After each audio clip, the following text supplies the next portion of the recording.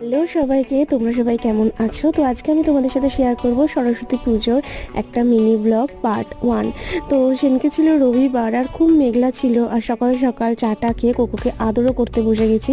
আর আমি এই স্ক্রাবারটা মাখি ডক্টর রাসেলের, তোমরাও ইউজ করতে পারো। দেন শাড়ি ম্যাচিং একটা নেল পলিশ পরে নিয়ে রেডি হয়ে গেছি বেরোবো বলে।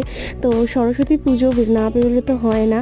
আর এই শাড়িটা কিন্তু আমি আমাদের দোকান থেকেই নিয়েছি, এটা মাল কাটান, প্রচণ্ড নরম। আর আমি নরম শাড়ি ছাড়া একদম পরতে পারি না। দেন আমরা চলে গেছিলাম নন্দনে, দেখো কি সুন্দর লাগছে। আর সব কটা বন্ধু এখানে খিল্লি মারছিল, লিটারেলি সবাই এখানে আমরা আড্ডা মারছিলাম আর খিল্লি মারছিলাম, বিশেষ করে খিল্লিই মারছিলাম। দেন তারপরে নন্দনে এরকম খিল্লি মারতে মারতে আমরা চলে গেছিলাম মোহর কুঞ্জতে একটু ছবি তুলবো বলে বা একটু রিল বানাবো বলে, আমি আর পৌলমি।